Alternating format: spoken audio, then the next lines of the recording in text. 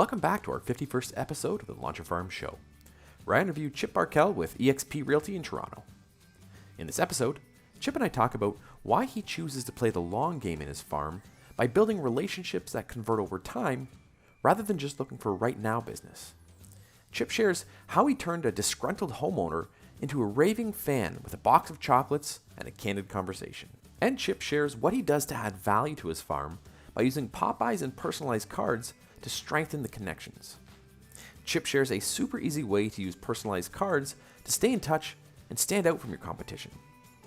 And he shares how he farms condos and builds relationships when it's difficult to get in contact with the owners in person. Plus, we talk about a ton of other ideas that you can use to grow your geographic farm. So be sure to check out this episode, like and subscribe, and enjoy the episode with Chip. Welcome back to another episode of the Launch Your Farm Show. I'm your host, Ryan Smith, and today we've got a great guest. It's Chip Barkel with EXP Realty in Toronto. So Chip, take a second, tell us a bit about yourself and why you're here. Thank you very much, Ryan. I'm here because, well, I've seen your podcast before, and we've crossed paths a few times. So I think farming is an important part of what we do. I always tell people, table has four legs. Don't just do one thing. Yeah, exactly. Vary it up. So here we are. Awesome. So why don't you tell us a bit about your history, how you got into the business, and then we'll jump into the kind of the meat of the conversation, and we'll go from there. Well, for me, real estate was always a road not taken. When I graduated from university, I had a teaching degree in psychology, and of course, you can't do much with that. There were a lot of teaching jobs around at that time, and so I decided to learn programming, whatever that was, because I figured if I learned it, I could teach that, and I did exactly that. I worked as a programmer for a while, and then taught programmers in the IT field for a number of years.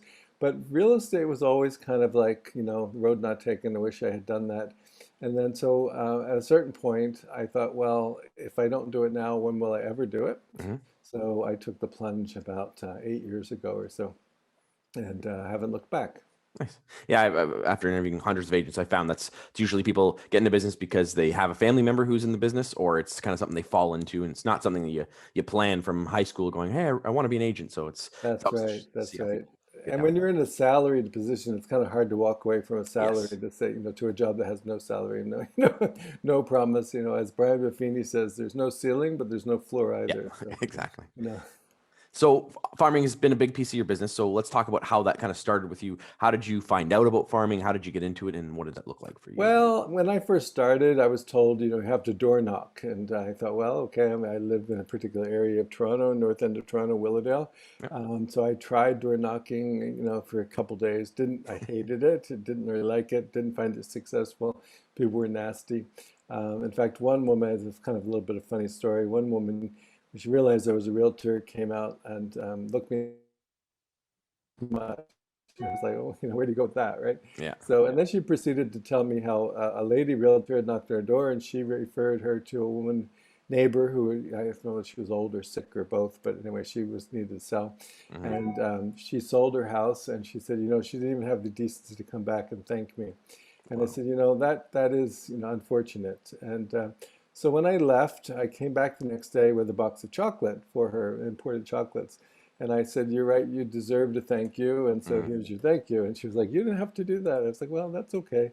I just want you to know that not all realtors are the same. Yeah. And so I started a newsletter, and she was on my newsletter list. And at a certain point, her husband said to me, we're never going to sell. Never's a long time, right? Yeah. But we do like getting your newsletter. Oh, that's fine, And so I also do pop buys. I came from Brian Buffini coaching, and they were big on pop buys. And I wasn't keen on it at first, but I make jam in the summer. And so, June, July, August timeframe, I give away jam. And then at Halloween, I take pie pumpkins, and I make mincemeat at Christmas. So, of course, this woman would have gotten my jam and my mincemeat. And about a month ago, a man called and said, my mother would like you to come over and talk about selling her house. It was the same woman. And apparently her husband had died, and she was old and needed to sell. So he said, we're going to interview a few different realtors. we're not making a decision today, but she does like you. I was like, oh, okay, that's good. You know, we've made some progress. And so anyway, during that conversation, her son stopped and said, you know, I don't think we need to interview anyone else. We'd like you to sell the house. So, you know, it was kind of a poignant moment. She left the province. I did sell her house, Yeah. and you know, I showed up at her house about an hour before she left for the airport to say goodbye. And, you know, she's been there for 55, 56 years. Wow. And so it was a bit of a poignant moment going from I don't like realtors much to me, you know, taking the keys to her house from her and saying, well, goodbye, and I'll take care of things. So it Yeah. was kind of a nice moment to come full circle. Yeah, and the relationships are really what it's all about. One of the things I Yes. teach is the real fundamentals of farming is what I call CPR, which is community, positioning, and relationships. And Hmm. when you have the community, you know who you're serving, you can now offer value to them. You can be the outstanding person in that community. Then you position yourself as the ambassador and the expert, and then you then build relationships with people. And then when you build those relationships, it kind of keeps that cycle going where you then build the community. Absolutely. And that Absolutely.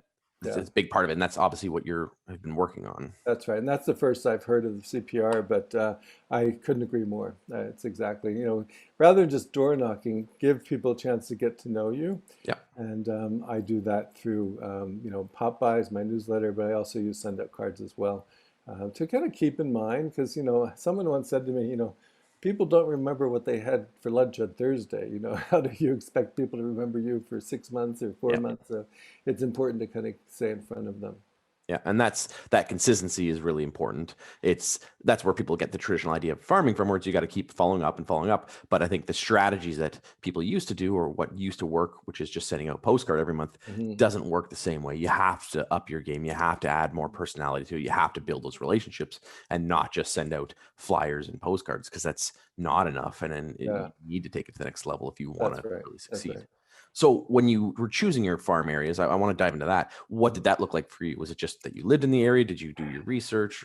Well, I have two farm areas. One, I live in a particular area, in Willowdale, a particular Yep. part of Toronto. So I figured, well, I live here, I may as well farm that. And I actually did a little bit of research because anecdotally, it was like, oh, one or two agents own the neighborhood. But then I looked at what was on the market at a certain point in time, and it was really a mixed bag. It Yep. wasn't, you know, it wasn't really owned by anybody. Yep. So I farm here, and then I also owned an investment property, a condo, and it has about 120 units in the building. Okay. So I started farming that building as well because, again, it was a chance to get to know people, and Yep. I'd be at Christmas parties and things like that. So that's been, you know, that's worked out quite well as well. Awesome. So when you got started, you mentioned you went outdoor knocking. What did that next evolution look like from you to go, hey, I don't really like door Yeah, I knocking? just thought, What okay, did you this isn't for me. And I held a yard sale in my neighborhood, a street sale, sponsored it and advertised it, just as a way of letting people know that, you know, hey, I'm here and I'm a realtor. And Yep. I actually got a $1.3 million listing from that. Wow. So that was pretty good. And, you know, I think it served its purpose in terms of letting people know that, you know, what I'm doing. Yep. You know, it's not a huge yard sale neighborhood. I Right. did it for a few years and then I decided, well, okay, maybe there's something else to do Yep. besides that. And I started a newsletter as well. So not everybody in my farm gets my newsletter, but I, I'd say about 100 people or so do, Okay. maybe a little bit more. So what do you use as the deciding factor for them to get the newsletters? Is it something they put their hands up, or is it some of your people you're choosing to send it to? Kind of combination of both, Okay. yeah. So some of the people I met through the street sale, and Yep. some of them, you know, you walk up and down the street and you kind of know, okay, that person's been here for, you know, 100 years. And, you know, it's like I kind of say, well, who's likely to sell? You know, Yeah. you never know really, but, you know, when someone's been there for, you know, decades, you know, it's a good possibility. But also when lived in a different area, owned my first house, I wanted to know what was happening and what was selling, what things are worth. You know, I think that's an important part of being a homeowner. Yep. Yeah, and I think it's important, like you said, you're sending it to a select few, and a lot of agents think when they get into farming that I have to mass send out things to everybody. And again, that's a strategy, but it's not always the best strategy or the only strategy. And hand selecting people or having them put their hands up is a great way to build strengthen your relationships. And I know in my own farm when we started, I'm a big numbers guy. I track the numbers, and the I think the turnover rate was 6.5%. And then we tracked the people that put their hands up who got our newsletter and who sold, whether they sold with us or not. We went back and it was 2.5 times what the average turnover rate was for the whole area. Mhm. So those people were 2.5 times more likely to make a move than Yeah, the general population. So a lot of people think, well, I got to send something to everyone. It's like, well, no. get people to put their hand up, and you can find the right people. You're going Mhm. to increase the chances of you doing business, and you don't have to be blasting it to everyone. Yeah, I have in the condo that I farm, once or twice a year I send something to everybody in the building, but Yeah, then I also send my newsletter and I, handpick some people and some of it was just from, going to events and, yeah, looking and seeing who's been in there a long time. But this one woman got contacted me. It was kind of in the middle of COVID last year. It would have been May last year saying, I really appreciate getting your mailings and your newsletter. Thank you so much. yeah. And she said, I'd like to talk to you. And she said, I'm not, I went and met with her. Like I Mhm. said, it was the middle of COVID. I was kind of surprised she wanted to meet face to face, but that's okay. And then she said, I'm going to have some surgery and things happening in my life. I'd like to sell next year. And I was like, but she's obviously serious, Yeah, serious enough to have me over. So yeah, I think you're very right in terms of people that really appreciate getting your newsletter. yeah. And I think, like you just mentioned, she's thinking about selling next year. And a lot of people look at farms or have tried farms and they didn't get business right away and they're looking for that instant gratification. And you can't look at it that way. You have to look at the long term play. That's right. Not that you can't do things to get business in Hmm. the short term, but really farming is a long term play Yeah. with added benefits along the way. And one thing I've always said is that I'd rather have 5 years to build a relationship with someone than 5 weeks. And a lot Oh, of old yeah. school trainers are like, go out there and find someone who's going to make a move in the next month. And it's like, okay, well, you've only got a short window of time to build trust and get to know Mhm. someone versus if you built trust over 5 years, you communicate with them, then they go, Ryan's the only person I need to talk to Mhm. because they Mhm. know who you are, know what you're about. So it is a long-term play. And obviously the things you're doing are designed to enhance that long-term relationship with But us. that can surprise you too. I started send out cards, and about 19 days after I started, I sent a happy spring card to a woman. She's an elderly woman, it's a gardener, and it was late March. It's cold, and I thought, I'll bet she's anxious to get back in the garden. So I sent her a happy spring card, and she called me and thanked me profusely and said, Yeah. "Oh, by the way," and realtor knocked on my door, and they want to buy my house for $1.9 million. And I said, "Well, to be honest, it's not a bad price. Is Yeah. it the best price? The only way we'll know is if we market your home properly. And Yeah. even if we only get $50,000 more, where I come from, that's a lot of money." So, Yeah. so she said, "Well, we've been here 60 years. We've never sold. Can you come over and talk to us?" I did that. Followed up with another card as a thank you. And at one point, not too long after that, she said, "They're still knocking on my door," but she said, Some of them make the hair on the back of my neck stand up." She said, when she touched my arm, she said, "But you, I trust." I was like, "Oh, well, thank you." And I did Yeah. sell her home, and instead of $50,000 more, we got 2.25 million, which was Whoa. 350. If she had sold for the 1.9, she would have said, "Oh, I paid 16,000. I did really well." Yeah. She would never have known, and Yeah. that's why I said to her, it's there's no guarantee, but Yep. it's yeah. So it worked out really well. So that was extra money for her in her retirement. And extra money for you in the commission that you That's could right. pay for the cards as well. So, That's so right. I That's want to right. dive into the send out cards because I know that's a big part Yes. of your business and how you do that. So what got you started doing that and what does it look like for you as you now go forward with Well, it's funny. I got started quite by accident. I was in a Facebook group. Somebody said, "Who sends postcards?" And I said, "I do." And I put one of my postcards on there. And somebody said, "Well, there's a group for sending cards." So I searched "send cards," and this group came up, and I joined it and added my postcard in. And somebody was asking me a bunch of questions, and I didn't have any of the right answers. And she said, "You have no idea what this is, do you?" And I said, "Not really." And she said, "Well, can I explain it?" So she showed me, and at first I thought, well, it's just a card. What's the big deal? Yeah. But I was in the group and I stayed there, and I heard all these stories of people that had doubled and tripled their income just by sending greeting cards and gifts. And I was like, wow. So at a certain point, I had just sold a condo, and through my farming, it was actually through a letter, and I thought, well, you know what? I don't have anything in my pipeline. I've tried a lot of other things that were more expensive than this. I may as well try it. And like I said, after 19 days, I met up with the woman who sold her house, And actually, about a month after that, I owned a cottage on a lake north of Toronto. We're on an island, and our boat wasn't in the water, I think. And she called and said, "I hate to be a nosy neighbor, but your cottage door is wide open." Oh, We hadn't been there for 6 months. So I was like, "Well, were we broken into? Were there animals in there? Was it open all winter? Like, what's yeah. going on?" So she checked it out, called me back, and said, "Everything is fine. Don't worry." We decided it was a handyman had been there to do some work and left it open, which was fine. And so I sent her a thank you card with some brownies, as a genuine thank you. And she called me back and said, "You didn't have to do that." And I said, "Well, I know. Sometimes you do things you don't have to do." But about 6 months later, she called and said, "My neighbor just sold her house. What did it sell for?" And it sold for almost $4 million. So I ended up selling her house and helping her buy, and that was about over $5 million between the two sales. Wow. And I wouldn't have had that if I hadn't sent that first card. Yeah. So that's when I realized, this stuff works, Yeah. and I just continued from there. So what are you sending? How often are you sending it? Because I know for a lot of people, they struggle with how do I stay Yeah. relevant without boring people to death or spamming them too much? What does it look like for you? Yeah, no, about 5 times a year I'll send out a group send card. Happy New Year, Happy Spring. I do an ice cream card in the summer. Third Sunday in July is National Ice Cream Day, so Nice. I'll do one around that. Free ice cream with every listing appointment. It's kind of a little bit of marketing, but it's kind of fun marketing. Most people like ice cream, free ice cream with every listing appointment. And so, better hurry up and get your house ready for the busy fall market, that kind of thing.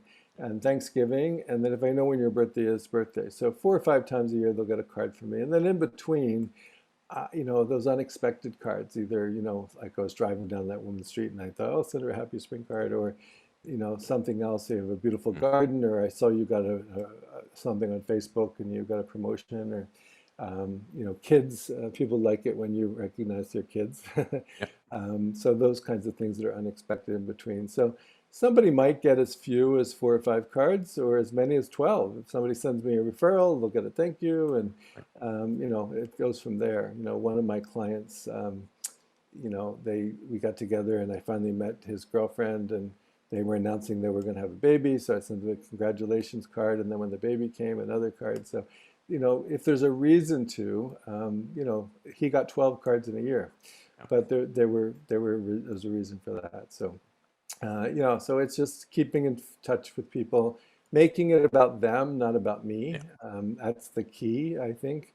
It's not like a just sold, just listed postcard, although I think they can have their place, but that's different. It's just a different animal. Totally So agree. yeah, so it's like, I was thinking about you, how you're doing, and now I have some of my people in my farm areas that send me cards. Nice. It's like, there's one guy, he's in his 80s, and every little holiday there is, I get a digital greeting card, Canada Day and Easter and all, so it's really kind of nice. Nice. Yeah, and I think it's important what you said about that. It's not about you, it's about them. And Yeah, again, so many agents have been taught or believe that farming is about getting their name out there to as many people and just getting their face out there. And I would say that's a way to farm, but it's not always the best way. And that's right. there are better ways, in my opinion, and that's putting the community first, putting the people first, showing Mhm. support to them, showing that you care, becoming that expert and the ambassador for the community, and Mhm. switching gears. And because a lot of agents have been taught that it's like, oh, I just got to get my name out there. It's like, no, Yeah. like you can, but Mm. there's so many better ways to build relationships, and That's right. doing this definitely has that Mhm. effect for I sure. also do a card from Remembrance Day for people that Nice. I know have, military in their family, either they're widows or veterans Yeah. themselves. And then at Christmas, I donate bicycles to the Toronto Fire, Awesome. from each transaction that I do. So I have a card that, goes out around Christmas saying, just a thank you to the people that made this possible. That's awesome. So what has been the most surprising thing you've had sending out these things? You mentioned a couple stories. Is there anything where it's like, Yeah. I didn't expect that, or that blew you away? I guess some of it is, I guess the building relationships. Like I did a jar opener that I thought, okay, if I give away something, I want to give away something that I would use, Hmm. not something that's stupid and corny. So I had these jar openers. They're rubber things that help you open jars, and they're in the shape of a house, and it says I open real estate opportunities.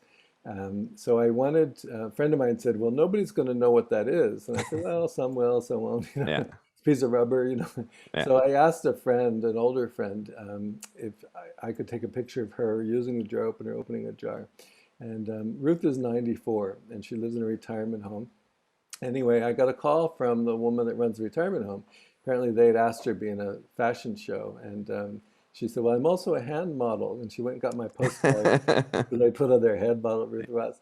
Yeah. And so the woman from the retirement home called me and said, "You don't know me, but I want to commend you on using Ruth in your advertising. You know, since she was, you know, she's 94, right?" Yeah. So, well, she's a friend of mine, and she did me a favor. You know, I said, you know, it's great. But we got talking, and I said, you know, I'm aware the retirement home is there, but we should get to know one another. We could maybe refer business, you know, to each other. Yeah. So we went for coffee, and we've become good friends. And she's now moved. She's on her third location since I met her, and she's become a real referral ambassador for me. But that was a bit of a surprise. Like if I'd gone over and tried to make a relationship with somebody out of the blue, I'm a stranger, I'm a realtor, it probably wouldn't gone anywhere. But she contacted me Yep. as a thank you, and we've gotten to know one another, and you know, it works beautifully and works both ways. So it's a nice relationship. I have a new friend out of it. So. That's awesome. So for you, you mentioned you do farm a condo. I find that's one area that a lot of agents struggle with is how to Yeah, farm condos other than just doing door knock or postcards yeah, because yeah. it's hard to door knock. It's hard to get in. So what strategies have you used to implement that have worked for you? Well, I do a letter about once a year towards the end of the year saying this is what sold in the building either this year or the last 2 years. Sometimes if there's not a lot of sales, I'll go back 2 years just to Yep. say how many, you know, how much per square foot and south side, north side, those kinds of. And I got a call out of the blue, and the guy was like, "Chip, it's George." And I was like, "Oh, hi, George." I'm thinking, "Who the hell's George?" And he said, I'm on the 14th floor." And I was like, "Oh," I realized it was the condo. So because I owned in the building, he thought I lived there. And Right. so, you know, anyway, that's fine. And I wasn't trying to mislead. I just said I owned the building and, you know, blah, blah, blah. And I actually watched the building being built. So I'm quite familiar with the building. Yeah. And so I ended up selling his place. And you know, I've gone on to sell others as well. So that was a bit of a surprise. But Nice. yeah, so I do a letter, do cards. You know, sometimes I'll send a newsletter. If some of my articles are relevant to condos, and I'll include a newsletter as well.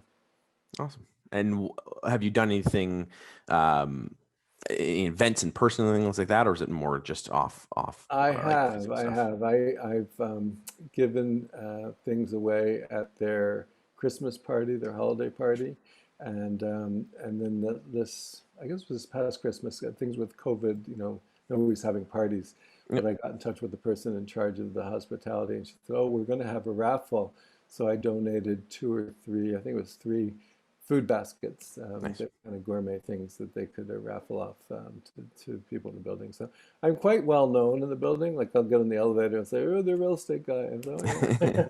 So it's been kind of fun. It's again, make it about them, Yep. give to give, don't expect, you know, and then kind of go from there. Awesome. I want to ask you about the financial side of it because a lot of people choke when it comes to spending money in their farm and they're afraid to spend some money. Have you tracked how much you're spending in pot buys and things like that? Because those can be expensive depending on what you're doing versus the kind of return you're getting. Or have you tracked how long it's taken to get a return? Well, sometimes it's hard. Like, how do you calculate the ROI on a relationship? Yeah. You know. So like one woman I know, I showed up with a pumpkin that I paid 250 for, knocked on her door, and she said, "Oh, come in, come in." She said, "You know, next year I'm going to be 90, and I think it's time to sell." It wasn't the pumpkin, you Yeah. know. It was the fact that I built a relationship. So, Exactly. to give you an idea, for my pumpkins are about 250 to 75 a piece. I'll give away about 75 of those, so it's a few $100s. And then I spend about $150 on strawberries, blueberries, and peaches. And so I'll do jam, and I Okay. got about 48 out of the strawberries. I got about 48 the small jars, 8-ounce jars. Um, and so, yeah, so, you know, $3 or $4 a piece somewhere. Now, at Christmas time, I make mincemeat, which is more expensive and Yep. it's more time consuming as well, but I like doing it. So That's good. I That give helps. that to special people. And, you know, my one client was 94 years old, and she said, your mate's meat tastes exactly like my mother's. I was like, wow. I said, well, it's a very old recipe, so it could have been, the same recipe your mother used. So yeah, so I enjoy doing it. So it's I don't worry about that so much. Yep. I always tell people don't confuse cost with value. Yeah, 100%. So that's Yeah. kind of where I come from. Yeah, my philosophy is I always work backwards and say, what would it cost me to get a deal, and what would I be willing to Yeah, spend if I knew I that's could right. keep doing that over and over again? And then Yeah, you do that instead of just saying, "Oh, it cost me this." It's yeah, okay. If I could spend $1,000 and I could get a deal, yeah. then I would do that. Or if I could Well, spend to two give thousand or you, whatever it's going to yeah, cost. to give you an idea of that woman that didn't like realtors, um, I probably spent about $25, maybe 30 on the chocolates that I bought her. Yep. And then over the years, maybe I spent $50 over the years, Right. so maybe 75, 80 total, and I sold her house for $1.8 Yeah. million, and I ended up double ending it. So yeah, I got a Oh wow. also. Yeah. So yeah, I'm not complaining. So Yep. It's a good return. And yeah, again, it comes from that faith of knowing that you're building the relationships, that's and then right. the business will come. And if you're just focused on the transaction side of Yeah, it, then you start watching every penny, and then it right. becomes more difficult to justify sometimes. But when you build relationships, it will That's right. happen. That's right. And it was quite poignant when she said she didn't like realtors. And then, when I met with her and her son, and I said to her after we had signed the listing, I said, well, I will do everything in my power to get you the best possible price and sell, the best terms as quickly as possible. And she had Yep. a twinkle in her eye and she said, I know you will. And I was like, and I kind of felt, okay, there's, we've come full circle. Awesome. Yeah, and again, it comes back from that beginning of the relationships. And if you didn't build the relationship up front, you wouldn't have had Yeah, that that's right. transaction to do that. So it's yeah, the relationships are so critical. And again, so many agents focus on just the transaction side of things that they leave so much business because they're Hmm. so worried about the dollars and cents and the business itself that they leave more business that they could have got if they That's right. went And from I find transaction. some of them, they just don't get it in terms of building relationships but even being transactional. I've had people cold call me and say, "Oh, I'm calling from Remax." And I was like, well, pardon me, who are you? Well, they might say, I'm Ryan. Well, Ryan who? And Yeah. Remax is a brand, it's not a brokerage, right? So, where are you calling from? It shouldn't be like pulling teeth. Yeah. So, and if I do call people, which I don't cold call, but I would say it's Chip Barkel from EXP Realty, and I live on Parkview Avenue down the street. So, give people context. They like to know who they're talking to, especially if you've interrupted them. So it's a totally different mindset. And that's huge. And that, again, I think you also get a different type of business too, not just volume of business, but you get a different style of business, and that Yeah, people will more likely refer you. It's easier to do those transactions. You're not that's right. coming up with you're not having to answer the same objections because people Mhm. are more likely to work with you because they know you, like you, and trust you and Yeah. want to do business with you. And it just, in my Yeah. opinion, makes it easier. And in that case, I didn't even do a listing presentation. I just showed up and said, okay, when were you thinking? What's your timeline? What's Yeah. happening in your life? Like, I didn't know that, Mr. Jones had died. I'm sorry to hear that. Yeah. 'Cause, he's the one that said, we're never selling. Yeah. So yeah, just be real, be you, and people forget that. That's perfectly ties into the next section is just your last piece of advice. So if you were to give people advice of trying to build relationships in their firm, what would you give? Well, give and don't expect back. Give to give, and be real. Show up, and it's yeah. People see through. When you have ulterior motives and that whole idea of commission breath. Yeah. So just let them know I'm here to serve, and if I can help you, great. If not, that's great too. And just keep filling your pipeline. That way you won't have to worry about that one that got away. Yeah. It sometimes always hurts, especially if somebody and you think, oh, I touched her, can't believe they sold. There was a situation like that with me, a woman I knew from church. We were not good friends, but she certainly knew I was a realtor and we were acquaintances. And I saw where her house sold, and I was like, oh, I would have loved to have helped her. And she was there for 66 years and Wow. sold her house. And 5 months later, the person who bought the house resold it for an extra $500,000. So she actually obviously didn't get market value. Yeah. I would have loved to have helped her, but she didn't call. So, Yeah. there's nothing I can do about that. Yeah. It's yeah. Giving and the relationships building is just super important. And again, for the long term, just got to keep doing it. And like you said, you're not going to get all of them. And unfortunately, some people don't always want to work with you, but the ones that do will be happy with you. And that's what matters. That's right. Exactly.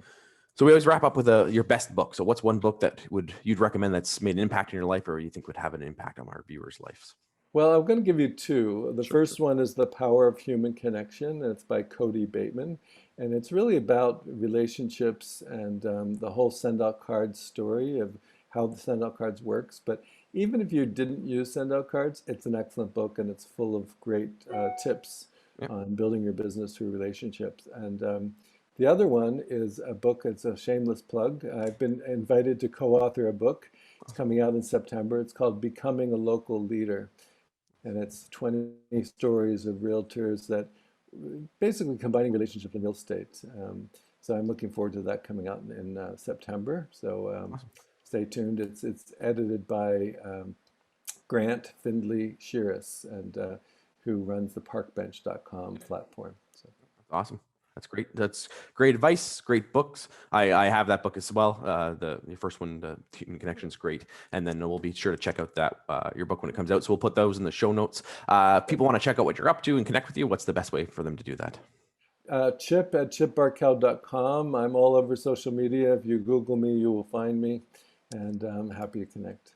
Awesome. We'll put that in the show notes as well. So thank you, Chip, for being on the show. Thank you for sharing your story and your insights and your wisdom with our audience. I know they're really going to appreciate it. And thank you for spending the time with us today and sharing that with our audience. Thank you, Ryan. It's been a pleasure. Awesome. Thank you. Thanks for checking out today's episode. If you'd like more videos like this, be sure to like and subscribe to our YouTube channel. Check out our Facebook page and our other social media channels. Looking forward to bringing you more great content like this, and happy farming.